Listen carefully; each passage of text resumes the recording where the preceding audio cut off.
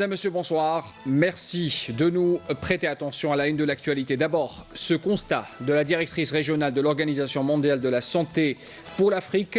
Elle évoque l'expérience algérienne dans le domaine de la production pharmaceutique comme un exemple à partager avec d'autres États du continent africain.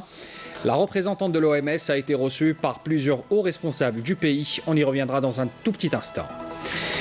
L'occasion pour nous de parler ce soir du groupe Saïdal. C'est le grand format de ce soir, un reportage consacré à cette entreprise nationale qui est en plein essor. Premier producteur de générique au niveau national, Saïdal a lancé ces dernières années d'importants projets d'investissement en vue de doubler sa production. Et puis, on parle aussi ce soir de ces plaques photovoltaïques qui ont été distribuées aux nomades de la Wilaya de Béchar, une vingtaine au total. Objectif, leur permettre de bénéficier d'une énergie propre qui leur donne la possibilité d'avoir accès à l'eau potable, une opération financée par le Fonds spécial de développement du Grand Sud et chapeautée par la direction de la conservation des forêts.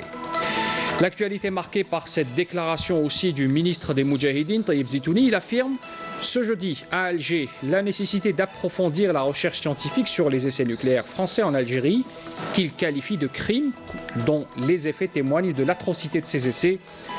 On reviendra sur l'intervention du ministre des Moudjahidines dans ce journal. Voilà pour les titres de l'actualité. Pour commencer d'abord, l'ancien ministre des Affaires étrangères, Ramtan Lamamra, a été nommé ministre d'État, conseiller diplomatique auprès du président de la République, Abdelaziz Bouteflika. C'est ce qu'indique ce soir un communiqué de la présidence de la République.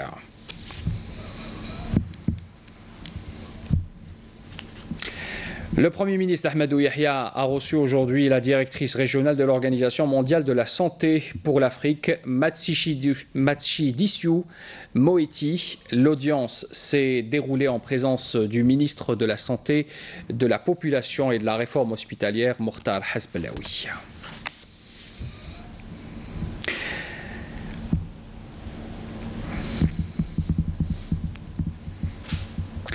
La directrice régionale de l'Organisation mondiale de la santé pour l'Afrique a salué les efforts de l'Algérie en matière de prise en charge sanitaire de la population.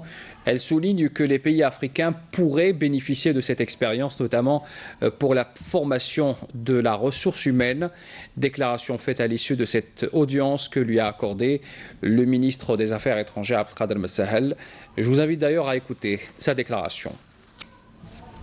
L'Algérie est une des États membres de l'OMS qui joue un rôle très important dans notre organe directeur, qui participe régulièrement dans nos structures de concertation entre les États membres, les 47 États membres de la région africaine et le secrétariat de l'OMS. Donc nous remercions beaucoup l'Algérie pour ce rôle très actif, y compris avoir un groupe au niveau de notre siège. L'ambassadeur de l'Algérie fait partie de ceux qui sont des leaders de coordination des pays africains. J'espère beaucoup que dans le futur, nous pouvons faire bénéficier les États membres africains de l'expérience et la capacité de l'Algérie. Le général de corps d'armée Ahmed Gaïd Salah, vice-ministre de la Défense nationale, chef d'état-major de l'armée nationale populaire, était en visite pour la deuxième journée à la 5e région militaire. Il était en compagnie du général-major Ammar Atamnia, commandant de la 5e région militaire. Le général de corps d'armée avait inspecté d'abord ce complexe de véhicules blindés à roues, Rain Metal Al Jazair, bien sûr, cette usine qui est chargée de fabriquer des véhicules 6 roues motrices de type Fuchs 2, et aussi l'inauguration de l'Institut de formation technique des véhicules et moteurs qui fait partie du groupe de promotion de l'industrie mécanique.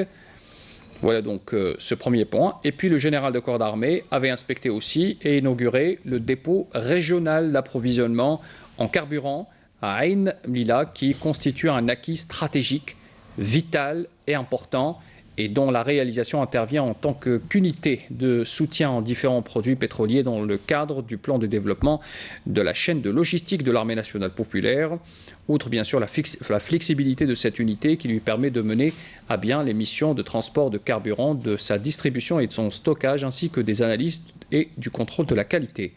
Le général de corps d'armée avait suivi aussi cet exposé présenté par le directeur régional du carburant sur les missions principales de cette unité et son rôle vital dans le soutien des unités de la région des différents produits d'énergie pour procéder ensuite à une inspection sur le terrain des différentes structures de cette unité où il a donné un ensemble de consignes aux personnes y exerçant visant l'impératif de préserver cette réalisation vitale à travers une gestion efficace et optimale des différentes procédures techniques et préventives. Il les a exhortés d'ailleurs à faire preuve de professionnalisme dans l'exécution de leur mission afin de tirer le profit et tirer un profit maximum de cet acquis considérable. Le général de corps d'armée avait confirmé précédemment devant l'assistance, lors d'une allocution adressée au commandement à l'état-major de la région, que l'accomplissement exemplaire des nobles missions est garanti, de la sécurité de l'Algérie et une assurance aussi de stabilité, une protection de son indépendance et puis une préservation de sa souveraineté nationale et de son unité territoriale, notamment à la lumière des défis imposés par le contexte international actuel, affirmant aussi que la jeunesse algérienne ne sera pas moins impliquée que la génération de novembre dans la protection des acquis de la nation algérienne et de la défense de ses valeurs et de ses nobles principes. On propose bien sûr d'écouter le général de corps d'armée Ahmed Gaïd Salah, un extrait de son intervention. في هذا الشأن تحديدا يجدر بالتذكير أيضا بهذه المناسبة كريمة بأن انتصار جيش التحرير الوطني بالأمس كان بفضل حسن. Dans ce contexte précis, je me dois de rappeler en cette honorable occasion que la victoire de l'armée de libération nationale hier a été remportée grâce à la volonté d'Allah le Tout-Puissant, puis grâce au travail laborieux visant à réunir les conditions de réussite. Et tant que l'armée de libération nationale demeure le parfait exemple à suivre pour nos forces armées, nous veillerons en permanence, grâce au soutien indéfectible dont jouissent nos forces armées de la part de son Excellence le Président de la République, chef suprême des forces armées, ministre de la Défense nationale, à réunir tous les facteurs et les éléments du succès. Ainsi, l'armée de libération nationale s'est réincarnée en l'armée nationale populaire et le sang du shahid de la glorieuse révolution de libération s'est mêlé au sang du shahid du devoir, prouvant ainsi que la jeunesse d'aujourd'hui est tout aussi patriotique que celle d'hier et l'Algérie qui a enfanté les générations d'hier est fière des générations d'aujourd'hui qui porteront pour toujours leur pays dans leur cœur, qui verront leurs aïeux comme le modèle à suivre et qui considéreront l'accomplissement de leur devoir envers la patrie comme étant l'une des plus nobles valeurs de la citoyenneté.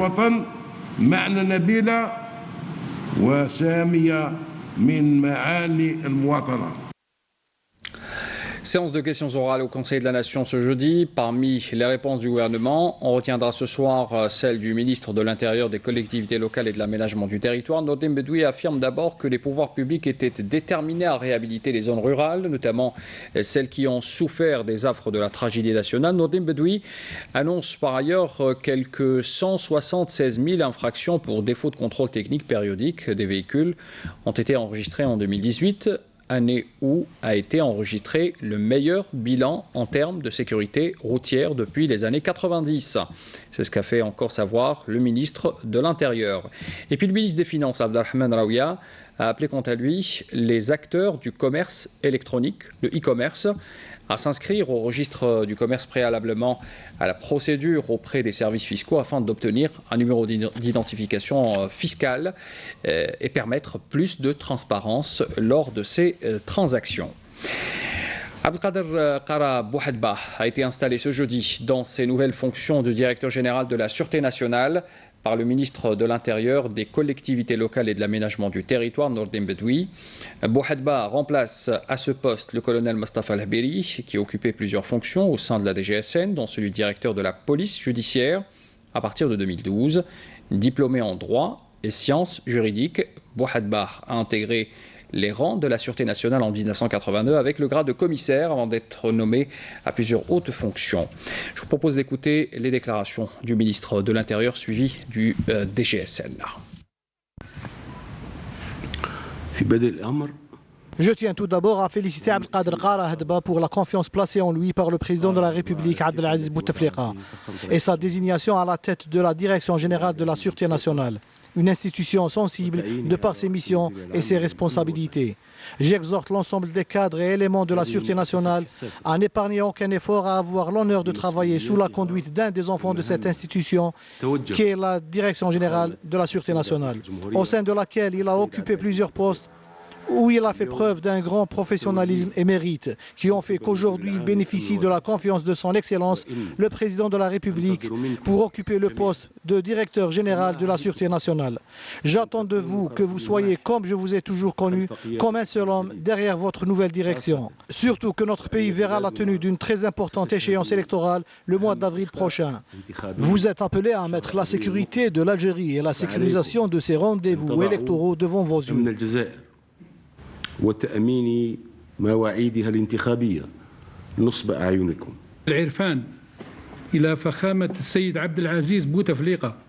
Je tiens à exprimer toute ma reconnaissance au président de la République Abdelaziz Bouteflika pour la confiance qu'il a placée en ma personne pour diriger la police algérienne. Une confiance pour laquelle je déploierai tous mes efforts et expériences acquis sur le terrain pour être à sa hauteur. On revient sur la santé pour vous parler de cette journée et plutôt de cette représentation qu'avait accordée le ministre de la Santé, de la Population et de la Réforme hospitalière, Mokhtar Hasbelaoui, accompagné de la directrice régionale, il faut le rappeler, de l'Organisation mondiale de la santé pour l'Afrique, qui est en visite en Algérie. Les deux parties donc ont présidé cette rencontre de présentation des principaux axes du système national de santé en présence des représentants de l'OMS, de l'ONU, de l'UNICEF et du FNUAP, en Algérie bien sûr, et des représentants du ministère des Affaires étrangères ainsi que des responsables centraux du secteur de la santé. Pour la représentante de l'OMS, l'expérience algérienne dans le domaine de la production pharmaceutique est à partager avec d'autres États du continent africain. Elle considère qu'il était très important de faciliter l'accès aux médicaments de bonne qualité à tous les citoyens. On parle justement du médicament ce soir avec un reportage grand format consacré au groupe public Saïdal, qui est en plein essor. Premier producteur de génériques au niveau national, Saïdal a lancé ces dernières années d'importants projets d'investissement en vue de doubler sa production, qui est actuellement entre 120 à 130 millions d'unités ventes. C'est un fleuron de l'industrie pharmaceutique algérienne qui fabrique actuellement 150 produits couvrant toutes pathologies confondues. On voit cela en détail dans ce reportage signé Amal Bouakba. Après avoir bénéficié en 2009 d'un ambitieux plan de développement d'un montant de l'ordre de 18 milliards de dinars, le groupe Saïdal a enchaîné les projets de développement et d'investissement. Il s'agit notamment de la mise à niveau de ces unités de production et la réalisation de nouvelles unités de génériques spécialisées dans les formes sèches et liquides, mais aussi le lancement du centre de bioéquivalence et celui de recherche et de développement. Actuellement, Saïdal dispose de 7 unités de production. Ce groupe public a lancé plusieurs nouveaux sites ultra sophistiqués. Ces nouvelles unités sont en phase de validation des lots.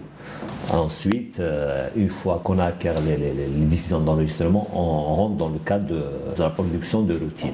Saïdal produit actuellement plus de 150 produits, toutes formes confondues, répartis sur 19 classes thérapeutiques. De la cardiologie à la diabétologie, à la dermatologie, à l'infectiologie également, de par sa notoriété également, mais elle est connue par la qualité de ses produits, notamment les antibiotiques.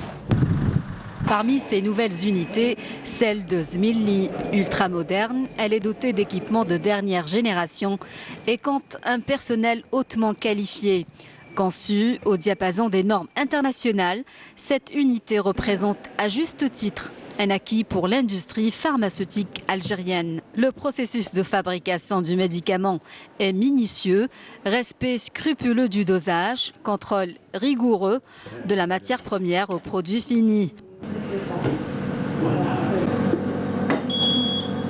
Le nouveau site El Harrach est conçu dans le cadre de la politique de Saïdal de lancer le nouveau site et la mise à niveau des anciens sites. La capacité du site est de 40 millions d'unités en 1x8. Le site est spécialisé dans la forme sèche, gélule et comprimée. L'année 2019 s'annonce prometteuse pour le groupe Saïdal. Sa capacité de production actuelle est estimée entre 120 à 130 millions d'unités ventes. Il ambitionne d'atteindre les 250 millions. Pratiquement, on va doubler notre capacité de production. Ces capacités ne sont pas réservées qu'au marché algérien, mais nous visons également les marchés internationaux, plus exactement les pays africains et les pays arabes. Premier producteur de génériques au niveau national, ce groupe s'est engagé dans plusieurs projets de partenariat avec de nombreux laboratoires pharmaceutiques de renommée internationale. Il compte lancer prochainement des médicaments anti-cancer. Il y a des partenariats qui sont en cours, notamment dans le cadre de projets anticancéreux, mais également un projet avec les Émiratis. La JV, ce qu'on appelle la joint venture, elle a été créée dans ce sens-là, pour pouvoir investir la gamme anticancéreux. Actuellement, nous sommes à la recherche d'un partenaire technologique. Il faut savoir que cette gamme, ça demande une technicité en matière de maîtrise de process et certaines exigences en termes de production. Fleurant de l'industrie pharmaceutique nationale, Saïdal s'est pleinement impliqué dans la préservation de l'environnement. Le site Al-Harrach est doté de stations de traitement des effluents selon les exigences de la réglementation algérienne. Autant d'atouts qui font de ce groupe pharmaceutique public une entreprise citoyenne résolument engagée dans la stratégie des pouvoirs publics afin de répondre à la demande nationale en matière de médicaments et réduire la facture des importations. Nous existons depuis pratiquement plus de 40 ans. Les Algériennes et les Algériens nous ont fait confiance par la consommation de nos produits, et ça on le sent. On les remercie de la confiance placée en Saïdal, mais bien sûr grâce aux professionnels de santé. Et pour conforter toutes ces performances, Saïdal a réceptionné il y a une année le centre de bioéquivalence. Ce groupe attend d'obtenir incessamment l'agrément du ministère de la Santé afin de lui permettre de lancer les premières études de bioéquivalence. Voilà pour Saïdal. Santé toujours. On parle aussi ce soir de la prise en charge des enfants atteints de cancer. Une nouvelle unité médicale d'une capacité d'accueil de 140 lits viendra bientôt renforcer le CHU Mohamed Lamine Dabbarine, ex-Mayour à Alger. Il vient de bénéficier donc, ou plutôt il va bénéficier de plusieurs nouveaux équipements destinés au traitement du cancer. Reportage Wahiba Hamzal, le récit de Adel Bouhames. La lutte contre le cancer, c'est aussi la dotation des établissements sanitaires en équipements médicaux adéquats, comme c'est le cas avec le centre hospitalo-universitaire Mohamed Lamine Dabbarine qui vient de bénéficier de 2 appareils PET-scan. Après l'installation des appareils, nous passerons à la phase du dépistage du cancer. 5 à 6 types de cancers seront dépistés à notre niveau. Une fois dépistés, nous aurons la possibilité de suivre l'évolution de cette maladie et de là prescrire les médicaments qui conviennent pour chaque étape.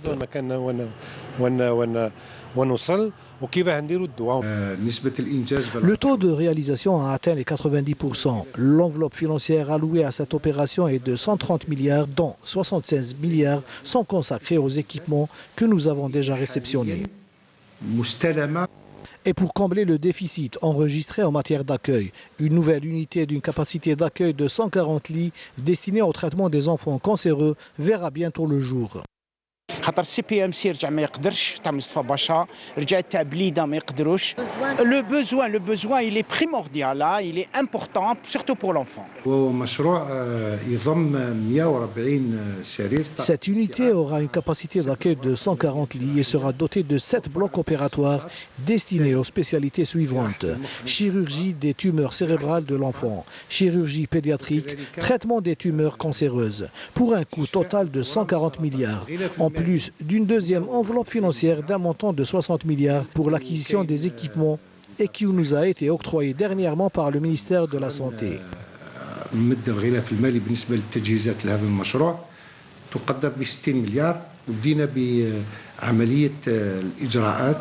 Des efforts à même d'atténuer un tant soit peu des souffrances des cancéreux. On change de registre, on change de région également par Abchar pour parler des plaques photovoltaïques qui viennent d'être distribuées aux nomades dans cette wilaya. C'est une vingtaine de familles qui ont bénéficié de cette initiative. Objectif, leur permettre bien sûr de bénéficier d'une énergie propre qui leur donne la possibilité d'avoir accès surtout à l'eau potable dans ces régions déshéritées. Une coopération, plutôt une opération financée par le Fonds spécial de développement du Grand Sud et chapeautée par la direction de la conservation des forêts. Karim Haïfa. 20 plaques photovoltaïques ont été distribuées à ces nomades de la wilaya d'Obachar par la conservation des forêts locales. Une aubaine pour ces familles qui vivent sans électricité ni eau courante. Ils nous ont vraiment aidés avec cette électricité. Cela fait des années que nous vivions dans le dénuement total. C'est bien maintenant, ils aident les éleveurs. Aujourd'hui, c'est nous. Demain, d'autres éleveurs bénéficieront de cette énergie. L'initiative a touché la région de Mestoura, commune de Bni Ounif, lieu de passage très fréquenté par ces nomades. Cette opération permettra d'aider ces nomades qui sont tous éleveurs à se sédentariser, en plus de généraliser cette énergie renouvelable dans la région, tout en préservant l'environnement.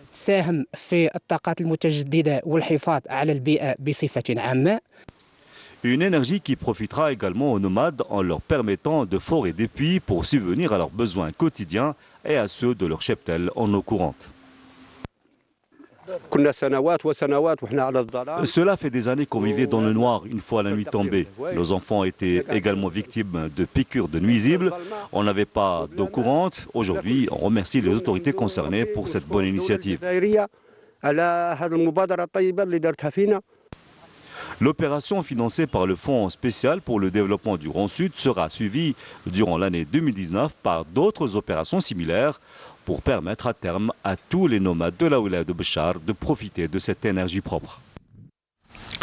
Le ministre des Moudjahidines, Taïb Zitouni, a affirmé ce jeudi à Alger la nécessité d'approfondir la recherche scientifique sur les essais nucléaires français en Algérie, qu'il a qualifié de crime, dont les effets témoignent de l'atrocité de ces essais.